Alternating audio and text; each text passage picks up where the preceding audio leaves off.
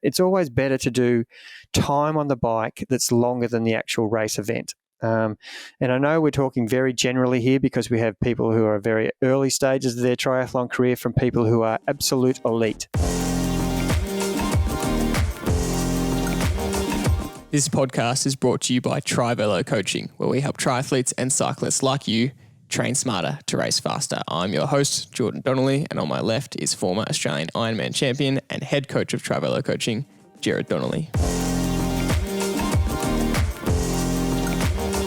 In today's episode, we are continuing our series on how to train for an event properly. And so far in the series, we've already done marathons, half marathons, Ironman, half Ironman. And today we are talking about the Olympic triathlon. The Olympic distance is 1.5 kilometre swim, 40 kilometre ride, 10 kilometre run. And it is one of the most common triathlons that people will undertake. And so we're going to talk about how to train for that distance specifically. But before we do that, we want to start with our normal segments with our gratitude and what's caught attention. So Dad, what are you grateful for this week? And welcome back onto the podcast because we missed you last week after you had some pretty major back surgery. So I imagine that's a part of your gratitude. Oh, most definitely is, Jordan. I feel like I've stepped out of the world for 10 days. I don't know what's happened. It's taken me a whole lot of time to catch up to what's been going on because once you go into that surgery, hospital situation, everything else in the world seems irrelevant and you're just focusing on surviving. Surviving the tension of going into the operation, doing the operation and trying to recover. So right from the outset, I've got to say a big shout out to Mr. Wang, who no one around the world would probably know who I'm talking about, but he's the back surgeon who operates here in Melbourne, and I can't be more appreciative of his skills. It's great too that I actually coach this person. He's a prolific Ironman triathlete, and I'm amazed how he can fit in his job and training for an Ironman, and he manages to do both. He's an incredible human being, and I am absolutely very appreciative of what he's done for my back. It's been a long time coming. I've had this for a long time, this injury, which I've just managed, and I suppose that's a whole topic on itself, isn't it? Being able to manage something that could be better if you just stopped and allowed someone to help you, or you just put your head in the sand and keep ploughing on. And it got to a point where I was starting to have some functionality problems, no matter how good my core and strength was. Once you've got some bones hitting your nerve and your back, there's no coming back from that. There's no amount of strength and core that's going to stop that. So yeah, my appreciation, my gratitude is about appreciation for the skill of Mr. Wang, and also on the same topic, I really appreciate the fact that I get great perspective again when I'm going to be out off the bike for the next 6 weeks, and it's a 12-week rehab program that I'm on, and I just did my first walk the other day, and I walked for 10 minutes. I think I went 50 meters. So that gives it perspective. My aim is to see if I can get to 500 meters by the end of the week, and then maybe if I can do a kilometer. And it's taking me 20 minutes to do a kilometer, so I don't know what that pace is. Not very fast. 20-minute K pace, is that right? Yeah, 20-minute K pace. Yeah. So we laugh, but anyway, yeah, that's my gratitude. No, that's really good. For those following along, I guess, the audience, you were straight into your classic supercoach mindset. The moment you came out of surgery, you were already talking about the rehab, and everyone's kind of saying, just slow down a bit. And I think it turns out that you don't really remember what you were saying. You were sending some funny texts to the family chat, but that does give a good insight into your mindset. But I think it'll be good, a little good test to kind of maybe talk about your progress over the next 12 weeks, because it's something that, it's a new challenge, and every athlete kind of goes through these things where you have to suddenly do some training that you haven't been used to. And you're so used to consistent training on the bike and triathlon training, but this is a whole new kind of program of slow progress with walking, strength, conditioning, all the stuff we kind of talk about off the bike. And so it'll be good to share that journey with the listener, I think, and see how your riding progresses over this 6-12 week period, and then even 6 months down the track to see how you're going. No comment. Good.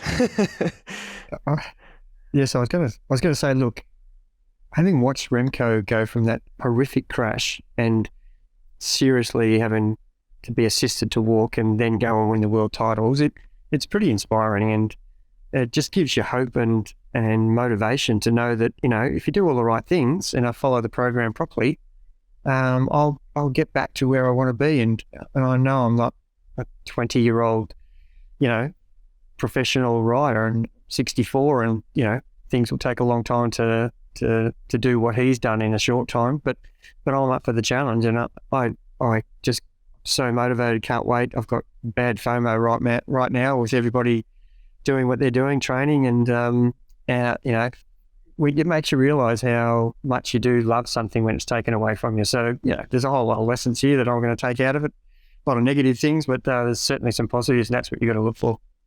Absolutely, and the Remco one is so inspiring because some of the footage, it just looks like this guy's never going to walk again. He's having to be so assisted to take his first steps and to go from there to world champion, not just to get back to fitness and not just to get back to a really good level, to become world champion in a very short amount of time as well. It was only a few years, and you think, Egan Bernal had a horrific crash a few years ago, and he still hasn't been able to get back to his top form.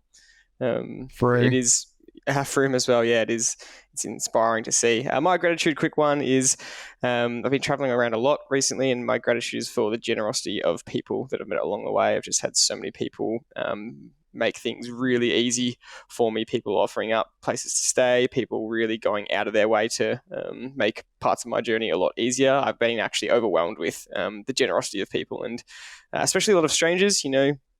Sometimes the world, especially when you watch the news or something, can feel like a negative place with the amount of people doing negative things out there, especially in America. There's been a mass shooting every weekend, I think, since being here, which you don't. And when you focus on that, it really can bum you out a bit. But from a personal perspective, you just feel so grateful for the generosity of people. So that's definitely my gratitude.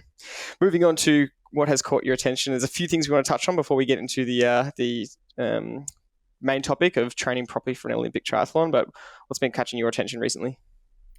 Well, the Giro, which is I'm quite excited about being injured. I've got a lot of time to really look and analyse about what's been happening in Giro. And from a coaching point of view, there's so many lessons that I'm quite excited about getting out there. And it's not, it's great to see who's winning and who's losing, and those riders come and go. And at the moment, we've got a whole bunch of fantastic bike riders. But as I've said to you many times, every generation has the same group of fantastic bike riders. It's just the new breed comes along and you think it's exciting, and it is. But there's a lot of lessons that keep recurring year after year, decade after decade. And watching the second time trial at the Giro where Remco had won the first time trial, and it was a really short one, and it had a little punchy hill at the end. And he put huge time gaps into everybody in GC on that really short TT. Yeah, that the first time trial had a really short punchy hill, and the second time trial was a 35k way longer flat course, and it happened to be on a really wet, miserable, rainy day. The good thing was the conditions were the same for every one of the GC riders and pretty much the whole field. So when you're comparing apples with apples, it was interesting to see from a coaching point of view the way Remco went about performing in the time trial.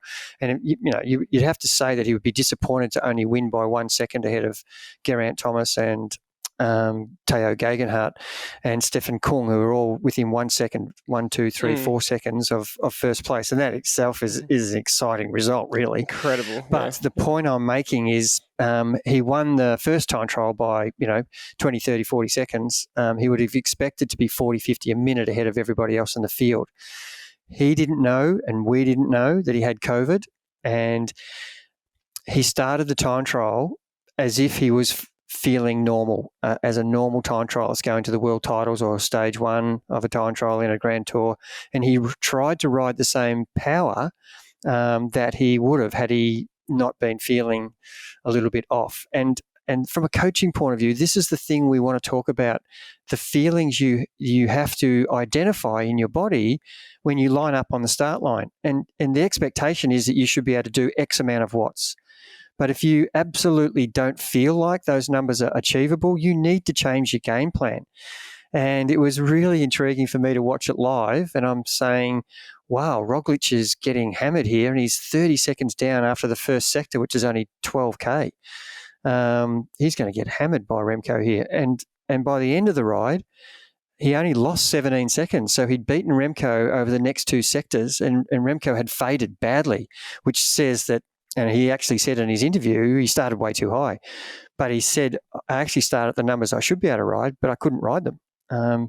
I was absolutely not feeling good. And when he did that interview, he didn't know he had COVID, and he was almost saying, I don't know what was wrong, but maybe I was tired from, the 8 days of racing. And you're always looking for reasons, and that's fair enough. You should be when you're analysing your result. But as it turned out, the thing we talk about a lot is, how are you feeling? And if you feel that those numbers are unattainable, then change your plan. And he said he felt fantastic and at the start, and within 10, 15 minutes, he already realised that he didn't feel fantastic anymore. And it was almost too late to do anything about it. And he pretty much had to try and hang on, which shows how good a rider he is, to try and limit his losses rather than obliterate the field, which is what his plan was.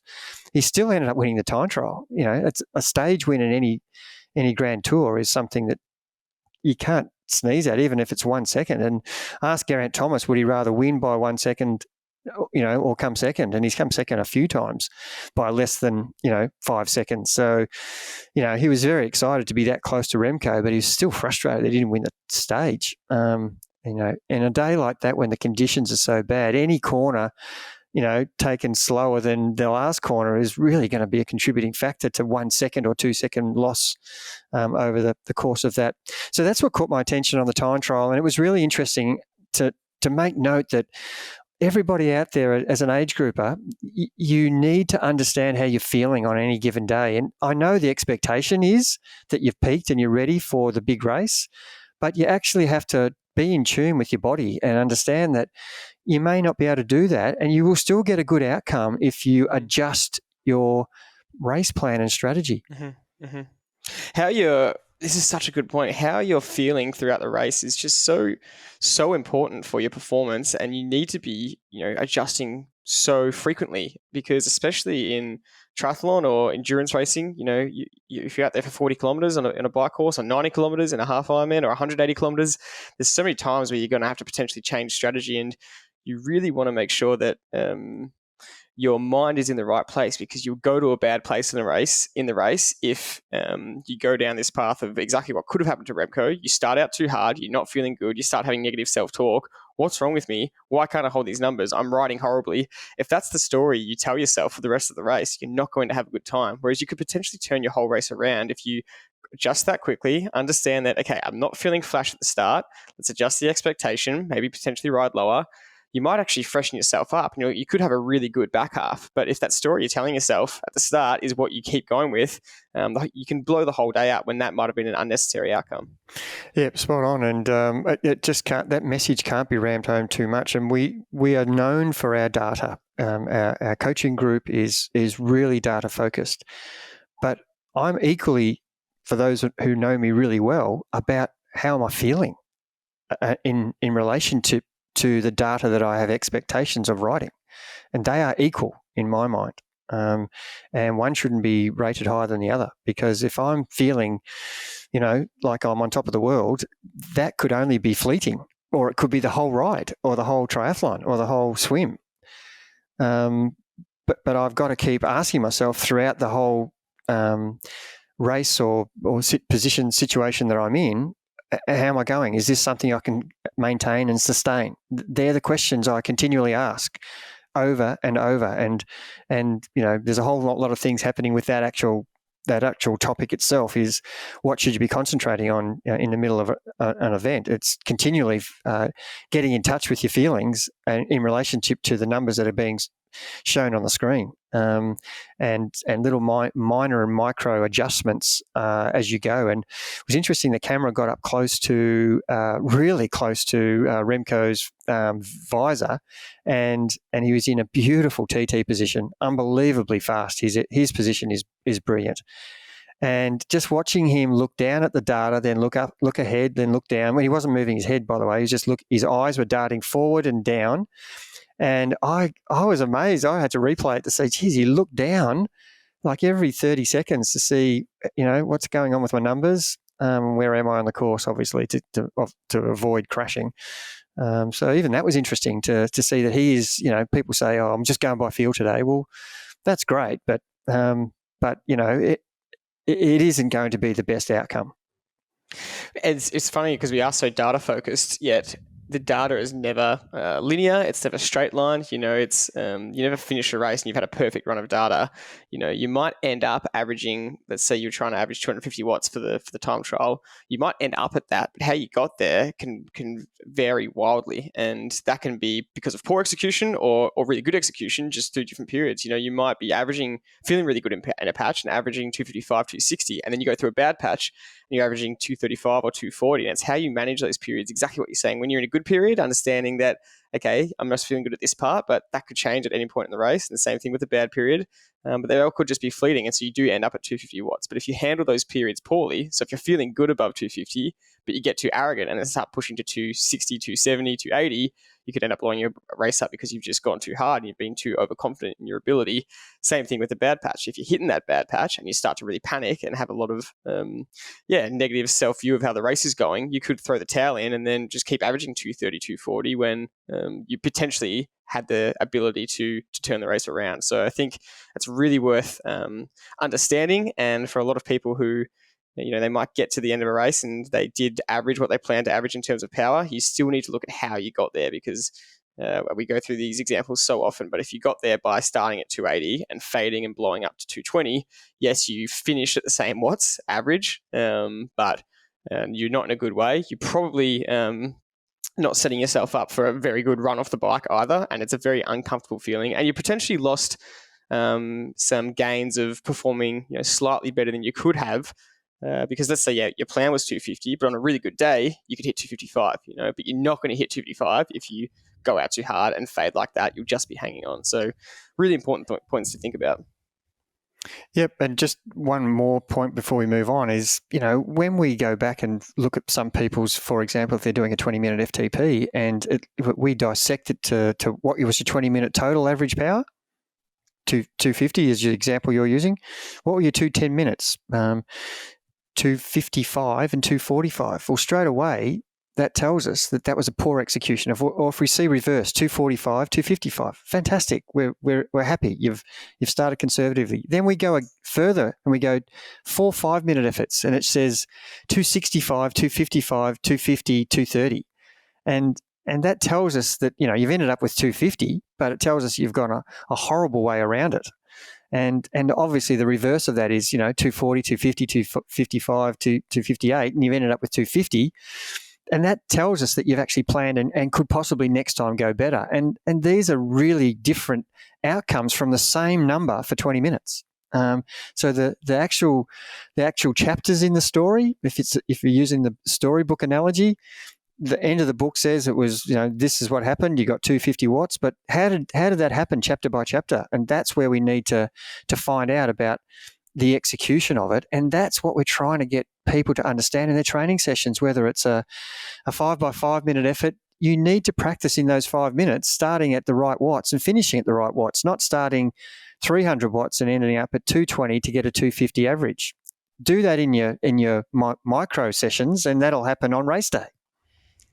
I had a really interesting experience last week where my Garmin holder on my bike computer holder, actually got snapped on the plane, and I went to a couple of bike shops in the area, and they none of them had the parts, and so I decided I'm just going to go for a ride, and I'll just have the Garmin in my back pocket. And so I was just riding to feel, and I was doing 9 by 1 minute hill repeats, and it was very interesting looking at the data after to see how my power was. And I was happy that I increased the power pretty much every rep. I was very similar. I was within 2 or 3 seconds per rep. But the most fascinating thing to me was just how much worse my execution over the minute was for the session. And I blew a lot more energy than required because I was in way too many sections. I was going way over what I should have on the hill. And even though I ended up with the same time each time, how I got there was so different on all 9 reps. And there was some sections of the hills where I was pushing, 550, 650 watts, which is just way too high when I was probably averaging 380, 400 for the 1 minute. There's no need to be having a 15-second or 20-second period in there at that high, but because I couldn't see what I was doing, I was just trying to push myself as hard as I could. And so it was very interesting because I could have looked at the data and said, oh, well, they were all very similar, so I'm pretty good at riding even power, even time. But how I got there was actually really inefficient, and I cost myself a lot of energy. And had those rides been 2 or 3 minutes, then it would have been a different outcome. You would have faded. The data would have shown a completely different scenario, and you would have had to have adjusted your effort, obviously, to feel. But I can guarantee the longer the time the effort, the worse the outcome is when you're actually guessing. For sure. It's a bit easier in 1 minute efforts, but very interesting watching the Giro with Remco now having to pull out because of COVID. It has blown the race wide open. Suddenly he had I can't remember, I think it's a 45-second gap over Roglic in second, but now second through to sixth are all within 30 seconds of each other. So going to be really exciting. One other race we did talk about a couple of podcasts ago was the Vuelta Fem, the Vuelta, 7-day stage race. And we spoke about Demi Vollering and how dominant her spring classic season had been. And you predicted that would she continue that dominance in the Vuelta and win? And her and the main rival of the race was the world champion, Annemiek van Vleuten. And they were going toe-to-toe. And it was very obvious that Vollering was the more infirm rider, stronger rider. She was starting to really dominate some of the climbs. But then there was one specific stage where she got a bit caught out. And it's actually unclear exactly what happened. There's no clear footage of what happened. The reports were something about a bike change or a puncture or something. I couldn't find out exactly what happened, but she ended up being dropped by the peloton by over a minute, and that was the stage. That was the race. She basically had to try and bring herself back by herself. And Van Vleuten got over a minute on her, and that ended up being the race. And I would say it's pretty unfair because on the last stage, she broke away from Van Vleuten on the last climb, got back 55 or 58 seconds or something, and ended up losing the entire race by less than 10 seconds. She just couldn't get that time back that she'd lost. So very interesting to watch. Pretty awesome racing. I think your prediction was right. She was the strongest, but didn't quite get the outcome, which was disappointing to see. Yeah, and that's the beauty of bike racing, isn't it? It's not always the strongest that's going to get the outcome. And if you go into races saying, "Oh, I can't beat that person," what's the point? Then you shouldn't enter any races. And the point in case with the female race, on paper, Demi looks unbeatable, but situations occur with whether it's mechanical, physical, or just plain bad luck. These are the things that happen. And look at Remco now; he's got COVID. If people had said, "I'm not doing the Giro because Remco's in it, strong. I've got no chance," and now he's not in the race. So it's opened up for everybody, and no one's going to remember that he had COVID in 10 years' time. They'll just remember who was, Tao Geogheganhart's now the next winner of the Giro in 2023. That's my prediction, by the way. And that's what's going to happen. And looking at I actually want to talk about the women's Grand Tours, and the fact is that because they're not 21 days like the men's racing Grand Tours, it looks like all the best riders can do all 3 Grand Tours, and I'm not sure whether we should be looking down that track as well for the men. So I'd rather see the best riders do all 3 Grand Tours. I don't know what you think, but the fact that it's only 7 or 8 days, all the best female riders are going to be in all 3 tours this year, which is absolutely brilliant. It's an interesting one. It's just definitely too hard for the 3-week Grand Tour races to do more than 2, and only a select few riders do 2 out of the 3 per year. From the riders' reports, even though they're so long, the racing is still so intense that if it was even shorter, I just don't know if the racing would just be too crazy, because the amount of hype and excitement around these races is so big. Riders are willing to take way more risks. The peloton is so much riskier. They always finish stage races in the Tour de France just saying how messed up it is, how scary it is. So I could potentially see that would worsen if it was shorter. So I don't know. I know the answer. It is interesting to think about, but it's really exciting for the women's side. One last thing to talk about, when we always talk about a lot of topics happening, but I think this is really relevant for the listener. And that is what's happening with Gustav Iden at the moment. Ironman world champ. He's 70.3 world champ as well. Not the reigning one, but previous 2 times 70.3 world champion, but reigning Ironman world champion. All the talk has been about the Norwegians, Gustav and Christian, but they've returned back to the shorter circuit, and both have not been performing at the very top end, but specifically Gustav turned up to the World Tour Olympic Triathlon event in Abu Dhabi and came second last.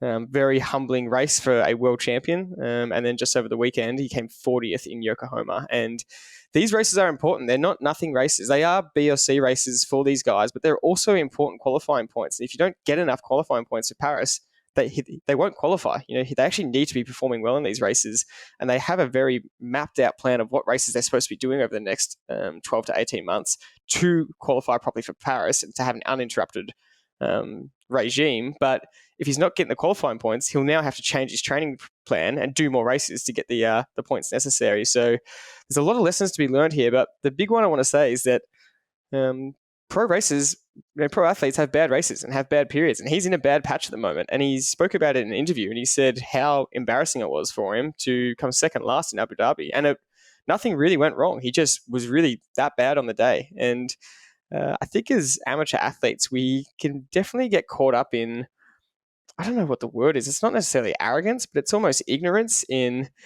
I know that if a lot of amateur athletes had that kind of result, so poor, they might fire their coach straight away, or they might, have such an adverse reaction. And sure, we've got to reassess the execution. You've got to reassess the training plan, what's happening, ask questions. That is all a healthy part of a good training program. But I think for all of us, sometimes you just have bad days. Sometimes you're just in bad form, and you can get through it. But he's not panicking at the moment. He still sounds very confident in his goals to win gold at Paris Olympic Games, but he's a long way from that right now, and it's very interesting to watch.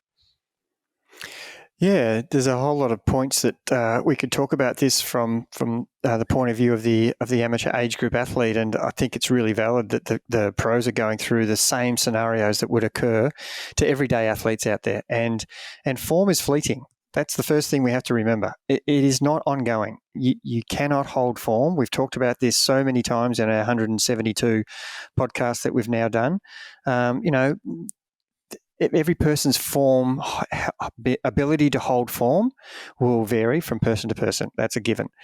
Some people can do it for 6 weeks. Some people can manage to stretch it out for 8. Most people will have trouble holding it for 4. And when you're in a good form period, that's when you hope that you've got the races that you want to do lined up, because it takes a bit to get back to that form again. And to be able to hold that over an 8-week period, that's a sign of a really well-seasoned athlete, in my opinion, who can just come up and down and manage to stay where they want to be and race where they want to be. And if I look at Sam Long, like 4 weeks ago, people were basically telling him he's a hack and he's washed up, and he's talking like he's, a better athlete than he is. And all of a sudden he comes out and wins back-to-back half Ironmans. And sure, the competition may not have been as good as the PTO race, but this is an example of how form can change. The competition wasn't as good as it was in the PTO, but his times, he rode 150 odd 90K and he ran a 111 or 110 or 19. I can't remember exactly, but it was really very competitive. Yeah. Your main point, I guess, is doesn't matter who was racing that race. He probably would have beaten them with a 152 bike. Just insane. Yeah, and so the second thing is expectation. So form's one thing, you can't hold it all the time, and your expectation is that you shouldn't be able to hold form all the time, and you need to get that into your mind that the pros, let's take the Norwegians. They have done a very good job at getting themselves up for the right events. There's no denying that. They've performed when it counts, and it's this is another test for them to try and perform when it's really not counting towards the big race, but they actually have to get points. So there's a bit of a conundrum there. They're not in the best form. They don't want to be in the best form right now. And I think it's frustrating for them that, you have to qualify for these races. So you actually have to have some form. So you have to restructure, as you said, the way you go about it. And this is going to be interesting to see how they do this, because if they don't get the points, they actually won't be in the Olympics. And then everything that they've planned is a waste of time. So jumping from short course to long course to Ironman is not as simple as it sounds. And, even the pros who are doing it as a job, are having difficulty going backwards and forwards between the two distances. So that's, as an age grouper, let's just be a little bit more realistic in your expectations. That if you are saying to yourself, I'm going to train for an Ironman in 6 months' time, but I want to really do well in this short course race and this Olympic distant race, well, which one is more important? These are the factors you have to consider and have better expectations that are more real. I'm training for an Ironman. Don't be so down on yourself because you didn't hit exactly your best ever Olympic distance times. And if you were training for Olympic distance, then you should expect that you could get close to that because that's what you'd be peaking for, but you're actually not. So having expectations that are real based around the goals that you've set, this is kind of tough when the pros are just jumping from Olympic to half Ironman to Ironman and seeming like they're nailing it. And so it's a good coaching point for me to be able to bring up that they're not nailing it and that it takes a lot to work out how to get it right. And it's going to be interesting to see how this progresses. Absolutely. Couldn't agree more. So let's get into today's topic, how to prepare for an Olympic triathlon properly. And as I said, we've done these episodes in this series a few times now.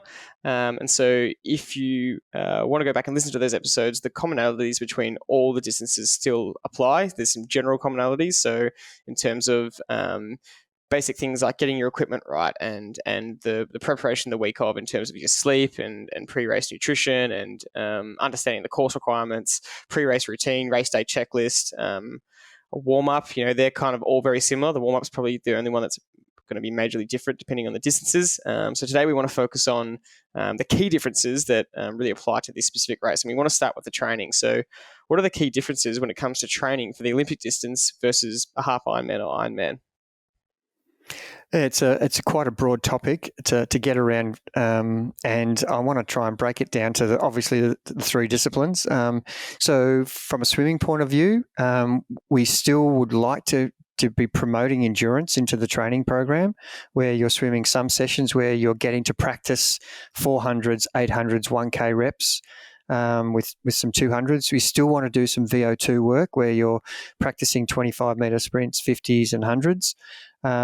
But we also want to get some outdoor experience if it's in the summer season where you are actually practicing in a lake, in an ocean or in a river, wherever the race is going to be held, where you're doing at some stage every 6 weeks where you're going out and doing a time trial on the distance. 4 to 6 weeks is really important for that to happen. If you're in an area where it's too cold, well, you have to do it in a pool. But you need to be time trialing practice so that you're practicing what's going to happen on race day. And for this particular distance, it's 1,500. So whether you're doing a 1K or 1,500 time trial outdoors, you would expect to do 1,500. Indoors, it's harder to do 1,500, but I would be pushing for that. But if you can't manage that, a 1K is just as good. So the training really doesn't train differently for swimming. The fact of the matter would be for those specific sessions, you would do longer endurance, you would do longer time. So longer endurance as in the TT, the time trial for swimming, you would be doing a 3K or a 3.8K or a 2K if you're doing a half Ironman and Ironman respectively. So the distances of your race day specific stuff changes, and the amount of duration time you spend in the pool might be for an Olympic might be up to 2K, but if you're training for Ironman, it could be up to 4K. So the duration is going to be different. We're not going to change anything about whether we're doing endurance or VO2 or threshold work. They're all going to be the same. We just add more time to drills, we add more time to warm up, we add more time to cool down, to get the duration so that your body's adapting to the fact that you're going to be swimming between 50 minutes and an hour 30, depending on your ability for an Ironman. So they're the things that, it is a less time-consuming swimming training program that you're going to be faced with. So anything you want to add with that, Jordan, with the swim? Yeah, I think it could always be said that there's going to be value in swimming above the required distance. So we're trying to do what's necessary, right? And so for an Olympic distance, you're swimming 1,500 meters. That's why the total volume of the sessions doesn't go above 2.5K too often. But that wouldn't hurt if you could build up to that and get yourself to a point where you can be fit enough to swim 3 or 4K. But for the most part, we're trying to do what's necessary for the age grouper, and not overdo it and not try and overload you with too much. Sure, more doesn't always equal better, but sure, there are some circumstances where doing a bit more would be very beneficial. Just like doing a long run that's more than a half marathon is beneficial for a half Ironman training program. But doesn't mean we're trying to do that every single time, and we're not always going for more is better. Yeah, and on that point, the majority of people who are choosing Olympic or sprint, they're choosing that because probably time is their problem with training. It could be that they just love that distance. That could be the number one reason, but it also fits in with their lifestyle where they don't have to go for, really long training sessions that are required for a half Ironman and for an Ironman. So we're giving you the minimum, and if you can add more time to it, that's encouraged, but as long as it's in the right zones. It must always be said that when we're talking about this is the kind of goal that you are working towards to a training program. This isn't where you start, especially if you're more on the beginner side as a triathlete. You're going to start with 2.5 kilometer sessions, or as you said before, a 1,500 meter time trial. Beginner athletes start with a 1K time trial, and potentially, if you've never even swum that distance, potentially lower, 500 meters. And if you need to work your way up very slowly to get to that point where you're doing a couple of 2K sessions a week, then you need to give yourself the time to get there. But towards the back end of your program, you really want to be able to do a solid, couple of training blocks where that's the gold standard. Yeah, so I think we've raised a fair few topics that will cover both swim, bike, and run. But let's just get a little bit more specific with the bike sessions. The bike sessions where we're trying to improve our threshold, which is trying to ride faster. That is the goal. We want to be a faster rider than we started the program when we finished the program. So the sessions we need to do don't change really from an Ironman, half Ironman, sprint, or Olympic. We still need to do sessions with intensity. But the difference again is you would probably shorten the warm up and the cool down if you're only doing Olympic distance training. And we're talking about the minimum requirement for an age grouper. But the actual session has to be relatable to your power that you've tested yourself to. So the session itself is going to be with some high intensity where you're going to continually stress your body to give it an overstimulation so that it can recover and actually improve and be a better rider the following week and the following week, etc. So the high intensity sessions stay very similar across all three disciplines of triathlon: Olympic, half Ironman, and Ironman. And the main difference would be where we're doing the preparation for the endurance ride. That can be, as you said, in the swim.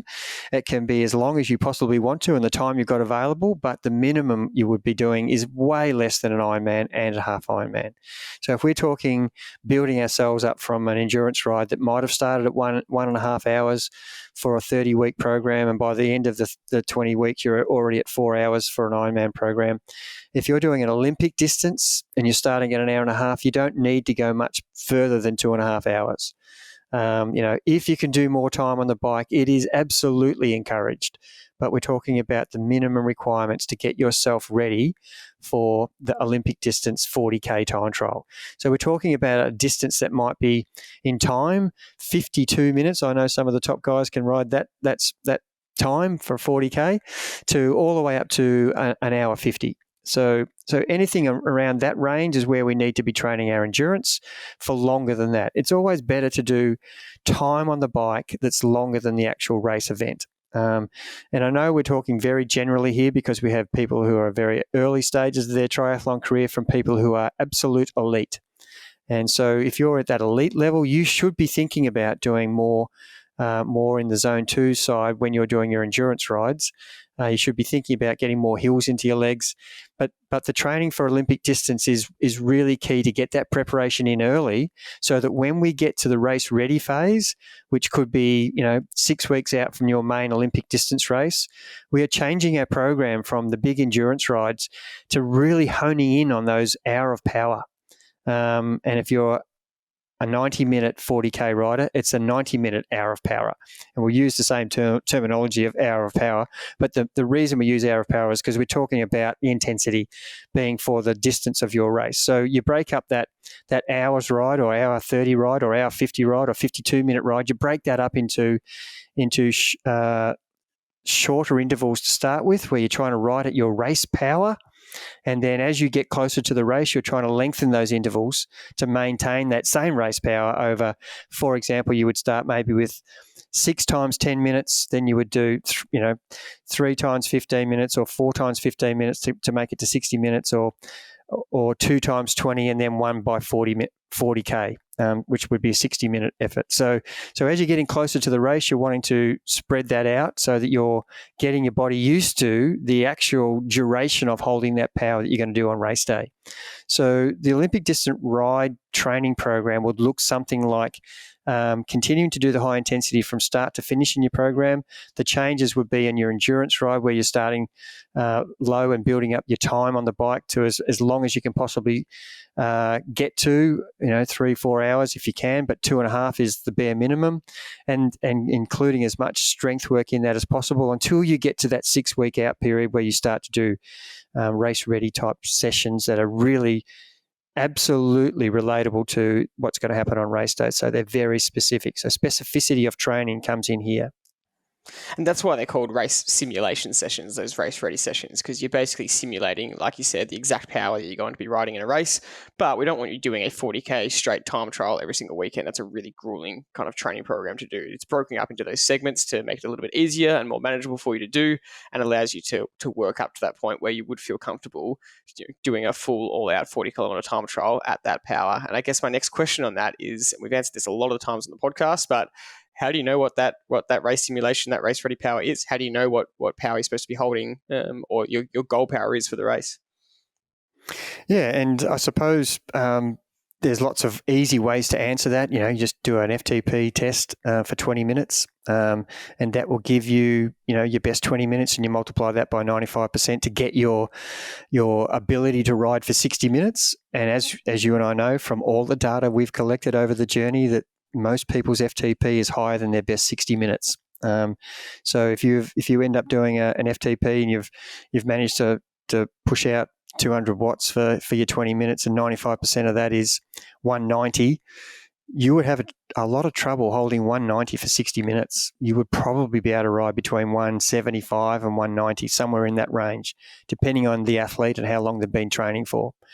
So the 60-minute test is a really good gauge of what your true FTP is. But that's a hard thing to do. So at the end of the day, I'm encouraging people to do that 60 minutes so you get a really good, clear idea of what you can hold for an hour. And therefore, on race day, you would try to aim to ride 95% of that to 100. And for all those who've listened to the other percentages we've talked about through Ironman, half Ironman, where it's Ironman at 65 to 75% of your FTP, 80% for pros. For half Ironman, it's basically 75% to 90% for the age grouper, and 90 to 95% for the pros. And in this Olympic distance, we're talking 95 to 100% of your best 1 hour. Those who can get close to their best 1 hour will be at the top of their age group without any doubt. If you can ride your best hour of power in a race, that's the goal. But you want to be, again, measuring your effort. So starting out after the swim and starting around the 90 to 95% in the first 2 or 3K is a way to go, just like Roglic did in the last 35K time trial on the Giro. Started conservatively and finished like a train. In this particular race, we want to start conservatively, get to our mark and hold it. We don't want to actually go faster because we've still got to run. So that's a way of finding out what is going to be your best race pace, and you'll get practice at that in the race specific sessions that we give in that program, where you get to practice what it's going to look like on race day.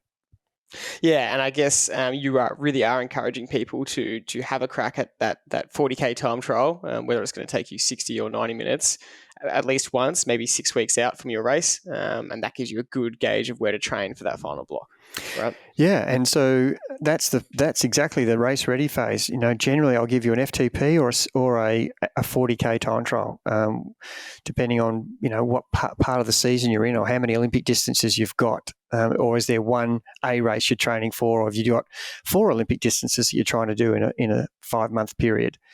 So once you've done 2 or 3 40K time trials, you've got a really clear understanding for the rest of your races throughout the season that what your training numbers should be. And when you're in those training sessions, you're trying to push that number up every time. If you're doing 6 by 10 minutes and you're meant to be riding at 190, see how you go with riding at 192, 195 for the 6 efforts. And then next time, when you're doing 4 by 15, see if you can ride 195 for those 4 efforts, etc. That's where the training practice comes in. You're trying to see what happens to your body when you're pushing it outside and above the range. That's what training is, practicing things you want to see happen for improvement and on the race day. Moving on to the run, because you get off the bike, you've done a tough swim, you've done a 40K bike time trial, and then you've got to run 10K, which I think is one of the toughest distances to do, because it feels more intense than when you think about the half Ironman or Ironman. It's so grueling, but the intensity is not there. Whereas the 5K and 10K runs off these triathlons just seems so grueling, because the events, it's shorter in nature. And I say shorter lightly because the total time still ends up being 2 hours to 4 hours. Totally agree, Jordy. I think the 10K, out of all of the triathlon events, I think the 10K is the hardest one to run. 5K in a sprint triathlon, it's 5K of pain, whereas 10K, you've almost got to match that pace, but double it. Whereas a half Ironman, the intensity is definitely reduced, and obviously in a marathon for an Ironman, we're talking completely different. It's just basically zone 2 running. But what we're experiencing in an Olympic distance is you're really trying to run as close to your best 10K PB fresh as you can. And in an Olympic distance, if you want to improve your position or just do a PB for your personal improvement, this is where you can do it, the 10K run. And getting your fresh 10K time as close to your off-the-bike time is the goal in training. So a lot of those race-ready bike sessions where we're doing the examples we gave, a 6 by 10 or 4 by 15, you would get off and try to run 5K, 6K, 7K, 8K at your 10K race pace, so that you're getting that race-ready specific example of ride-run combination. And that's one of the differences in the program. That would be completely different to a half Ironman and an Ironman training block, where there's not a lot of intensity in the running. Whereas this is race pace intensity. The other difference is we do in our program, as most people know, we do a lot of running off the bike at easy pace. But our Wednesday runs, where we're really specifically trying to build strength and endurance for the other 2 triathlon disciplines with the half Ironman and the Ironman, we are now trying to get some pace into our running. So we move from the strength of the hills, where that should have been done early in the program. We're now looking at things like 2K repeats, 1K repeats, and even some fartlek sessions where you're doing faster than the race pace you're going to do on race day. And these can only be done for a short period of time, because the risk here of injury is massive, and should only be attempted for people who've been doing the sport uninjured and uninterrupted.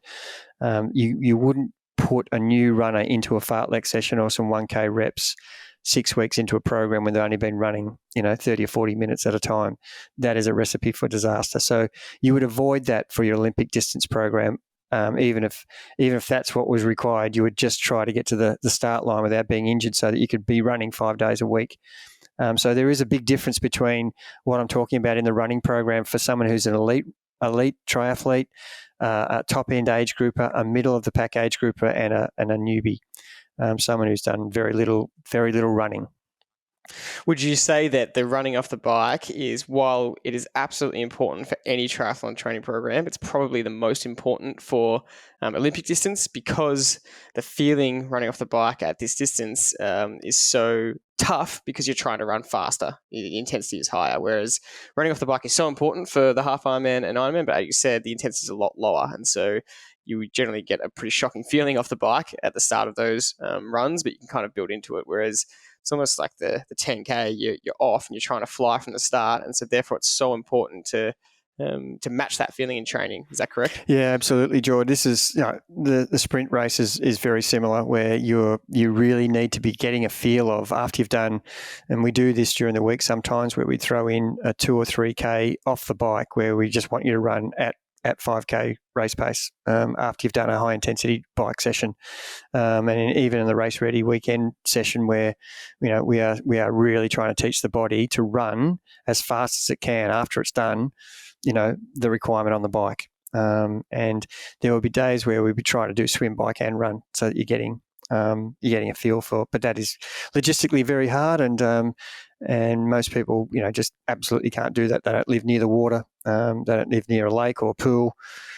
So in an ideal world, that would be something you would throw in once every 6 or 8 weeks. But the main point we're trying to get is the run is got to be more specific as compared to every other discipline, because of the intensity that the expectation is that you're wanting to do. But remember, the more proficient you are, and the more at the pointy end of your age group or eliteness, the more your ability to cope with this. If you're not in that category, then you shouldn't be thinking along these lines. You should be thinking along the lines of, I just need to get all my running sessions in. That's my goal, is just to get 5 runs in for the week, or 3 runs in, whatever your program's asking you to do. Just get them in without breaking down, and making sure that you've got the right running shoes. You're doing the strength and conditioning work to make sure that your body can cope with the load. But getting the consistency of the running is going to be better than doing some hard sessions and being so sore or injured that you can't back up with the next session. So I've got to have all these caveats with this podcast about really, but Gerard said this is what I should be doing. Gerard said this is what you should be doing according to your level, and it's got to be clear that when you ascertain where your level is, then you can actually implement the degree of intensity. Whereas swimming and swimming and biking is completely different. You would be able to do the intensity in both those disciplines without the risk of injury. Whereas as a runner, if you haven't had an experience, you are someone who's normally at risk of injuring themselves, this is something you should steer clear of. You will still be able to run well because you're getting intensity from the bike. As long as you've got the musculoskeletal strength to be able to put one foot in front of the other strongly, you will still be able to improve your running. And we've proved that with many people who just can't do the intensity sessions, yet they can still come up on race day and nail it without having done any hard running, any hard intervals, because they're getting it from the bike and the swim. So yes, it is fun running fast, doing training sessions. Not fun, but it is a good feeling when you're really flying. It's fun, yeah. It's hard. Yeah. It's hard work. It is probably the hardest discipline to run with. Running with intensity is probably harder than biking or swimming with intensity in my book, because it's a whole body experience. Whereas on the bike, it's probably legs and cardio. Whereas as a runner, everything from your landing for your toes, your arches, your heel, your Achilles, your calf, all the way up your glutes. The back's getting pounded. You're using your arms to propel yourself forward. You're trying to keep relaxed. The whole body is being included in the activity. And so that's where we have to be so careful when we're giving advice generally. To you make sure you understand where you sit on that line of experience and injury proneness. And then what about race day experience itself? What does the athlete need to know about turning up to Olympic triathlon? What's significant about this type of event? Yeah, I really think the warm-up's kind of a little bit more important than any of the other warm-ups for the Olympic distance. It's really imperative that you swim in the ocean at least 5 minutes before your race start, and do some hard little 30-second efforts, so that because you're going to swim 1,500 meters quite quick. Compared to 2K or 4K, I'm just rounding out those numbers, 1,900 or 3.8. So the expectation is that the intensity will be higher. You should try to still execute, obviously, on race day evenly in the swim, but doing a good warm up in the swim will really help the start. Even when I look at my data from, the last year or two of racing the aquabike, I'm experienced at executing. I'm still swimming way faster at the start than I am at the finish. That's got a number of reasons. I don't swim enough, so I'm not fit enough to hold the form. So my fitness is poor, but my form falls apart as well because my fitness is poor, but I'm only swimming 1 day a week. So my expectation is that I'm not trying to swim fast. I'm just trying to get through the swim. So that's one version of how I go about, doing it as a really poorly fitness trained swimmer as compared to what I was as a professional, where I was, a very fast and fit swimmer for the event. So I had to change my expectation to try not to swim too hard early. And so that's my advice, is to keep that for everybody, to try and swim evenly. But that everybody is going to swim faster at the start, and that's a given. You can't help it. That's what happens. Everybody does it. We're all trying to get out and get into a good position. If you're trying to fight for an age group victory, and you know that there's people in the swim that you could get on their feet, then I would be practicing in training some hard 25-meter efforts to get you used to what you're going to do. Swim hard for the first 25 to 50 meters on race day, so that you can get on the feet that you want to be. So you need to be specifically practicing this in training before you do it in a race. Otherwise, just swim evenly, and that is really key. So the warm-up for the swim is important, but I would also be doing a warm-up for the run just to get myself warmed up for the day. If I had the ability to have a trainer there, I would plug my trainer into the car battery and warm up on another bike, where I would just do 10 minutes of rolling my legs over. And then I'd get my running shoes on, and I'd just be doing 5 or 10 minutes of running with 3 by 20-second stride outs. So for Olympic distance, the warm-up is probably that, and the sprint is more important than a half Ironman or an Ironman. So the preparation for the race day, the night before, the week of, they're all similar experiences that you should be doing. You should be getting up at the right time, so you got plenty of time, allow plenty of time for the race day experience. But on race day, you are going to have an expectation that's going to be quite intense. From start to finish. So we really want to have our mindset right from our getting up out of bed. I'm on today and I have to be up. It's not an endurance day. It's going to be, I say that lightly, it could be between 2 and 3 hours. So that is technically an endurance day, but it's going to be a day where we are running as close to our threshold, we're riding as close to our threshold, and we're swimming as close to our threshold as possible, and for a long period of time. So you really need to be focused on execution. This is so crucial. The execution could blow you up so quickly, and you will fade away to nothing. You don't pay the penalty in a longer race where you have to stay out there longer because you've made a bad decision about your execution. It just means that you're going to really slow down quickly. So if you're running, if you're riding too quick, too much power, you could end up, riding 60, 70 watts lower than you should have if you start off and get too excited and ride too big a power. So execution is really key. It's really key in any event, but it's more so in this. And look, the nutrition side of things, I just think that, it's such a short event. Your body should be able to cope with being, getting the nutrition from the bike which should get you through the run. And if you need to top up, the gels are there for you, but you should be practicing these on your race ready training sessions to work out what your requirements are nutrition wise. So the nutrition is part of the race day experience, but it is also important that you have practiced these things and not try something new on race day that you've done regularly in training. And why should you do it on that race-specific days? Because that's the intensity that you're going to race on. So you want to practice the nutrition at exactly the intensity you're going to race at, not doing it on days where you're going to ride harder or swim harder or run harder or ride easier, swim and ride easier. They're the days where the nutrition is there to help you get through the session, not to practice what's going to happen on race day.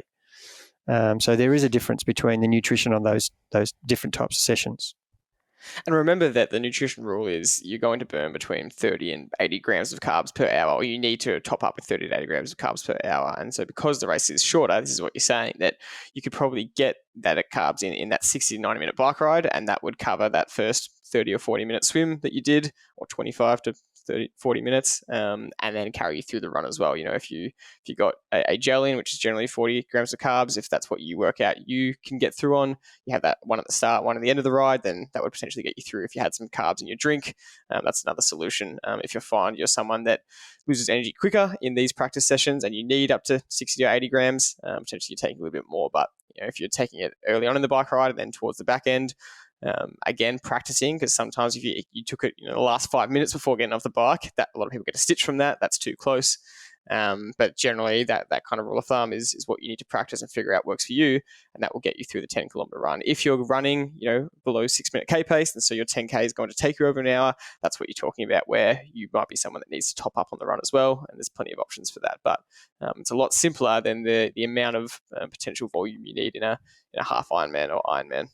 Yeah, definitely. And, I just think less is better, and you can always top up because it's not going to be a 6-hour day. It's going to be maximum 3 hours for most people. A lot of the population are between 2 and 2.5 hours. So it's always easy to grab something and you'll get instant relief from a gel. It's not, you don't want to be trying to force too much on the bike when you could end up running with stuff sloshing around your stomach. So you just need to take what's required. That's the rule of thumb. Definitely. And it's a fine line, because if you go too far the other way, like you just said, and you bonk, it's really not a good feeling. And yes, you can get some relief from a quick Coke or something, but you'd prefer not to get to that point anyway. And I think just to finish, logistically, there's a few slight differences in that, compared to an Ironman where you're racking your bike the day before, you're racking your bike the morning of in the Olympic and sprint distances. And so you've got to factor those things into time. What time are you going to get there? What time do you plan on racking your bike? Make sure you've got your registration number. And because the warm-up's longer, fitting that in as well. So that really comes into your race day checklist. But anything else to finish off with when thinking about this specific distance? No, I really love the Olympic distance. I think it is really one of the ones that most of the population all over the world can actually do and get a real sense of achievement. And there are a lot more options for it. I think it's a really good event for someone who loves the sport of triathlon but doesn't have the time for the half Ironman and for the Ironman events. And you can do lots of them over summer. You could do one each 4 weeks, and that would be what I would encourage if that's what your race is that you want to really hone in on. You can train really well for it and not get that burnout factor. There's so many positives for the Olympic distance that I'm a big fan of. I'm a little bit disappointed that the swim and the bike and the run, in terms of, I think they don't have it quite right, the ratio. It should be a 1K swim, shouldn't it?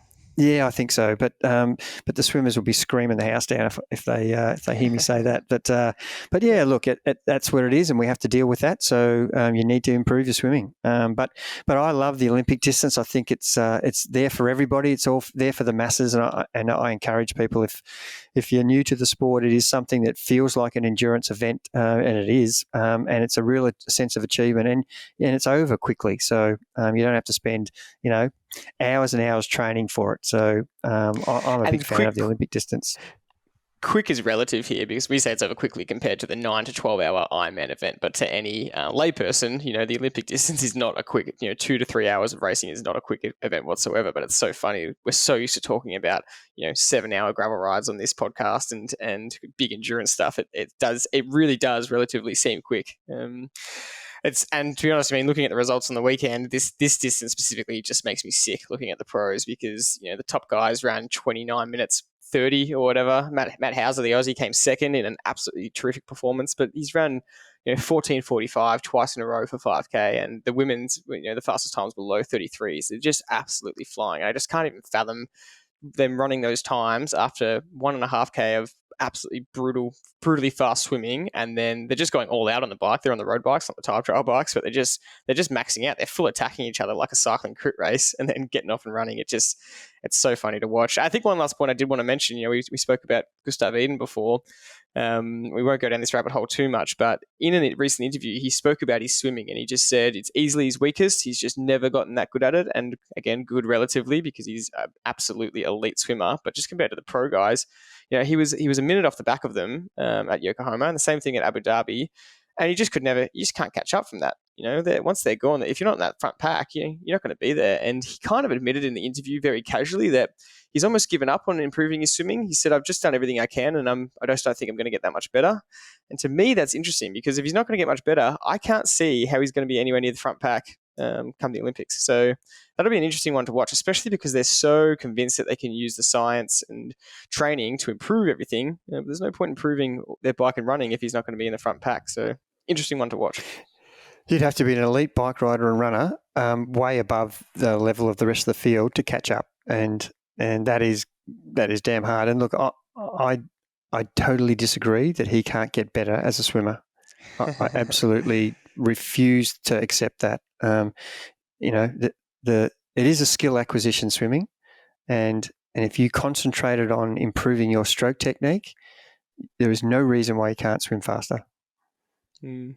Interesting one. It'd be good to watch. But that's it for this episode. As always, thanks very much for listening, and we'll see you on the next one.